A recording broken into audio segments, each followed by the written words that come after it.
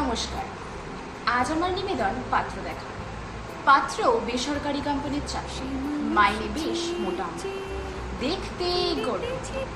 রাজধানীতে নিজের ফ্ল্যাটও আছে, কোম্পানি থেকে পেয়েছে গাড়ি। এটুকু জেনে আমার বাবা মা তো সন্তুষ্ট। নিজেরা তো রাজি বটেই, আমাকেও রাজি করানোর জন্য চলছে ভীষণ রকমের তোড়জোড়। আমি বললাম, মোটা অঙ্কের মাইনে, বড় কোম্পানির চাকরি আর গাড়ি বাড়ি যে আমার সুখের নিশ্চয়তা দেবে তা তোমরা ভাবলে কেমন? মা চোখ রাঙিয়ে বললে, চাকরি দুষ্প্রাপ্যতার যুগে এমন সোনার হরিণের মতন পাত্র পেলে তা কেউ হাতছাড়া করে? লুফে নেওয়া যায় চৈত্র সেলের শাড়ি কিংবা ফ্রিতে পাওয়া প্রসাদ। জীবনসঙ্গী তো সুযোগ বুঝে বেছে নেওয়ার জিনিস নয়।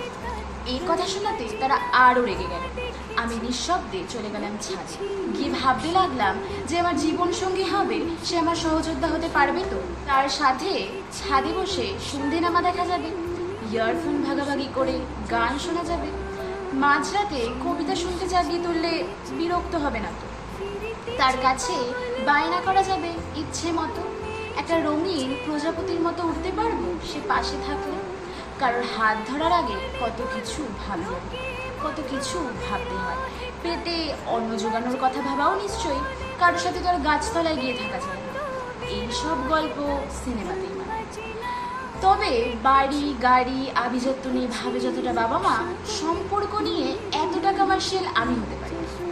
যার সাথে জ্যোৎস্না দেখা যাবে দু চোখ ভরে, আর পরের শাড়িতে দেখে যে আমায় রোজ নতুন করে মুগ্ধ হওয়ার ক্ষমতা রাখবে, যার সাথে তুমুল ছন্ন ছাড়া জীবন কাটানো যাবে।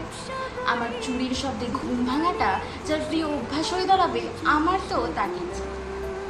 তাকে ইচ্ছে যে আমার কাজল ফুরিয়ে যাওয়ার খোঁজ রাখবে, আমার মন খারাপের কারণ জানবে, আমার আনকোড়া হাতের রান্না খেয়েও কোনো অভিযোগ করবে, যাকে দেখে আমার সংসারে বসন্ত নেমে আসবে যখন তখন।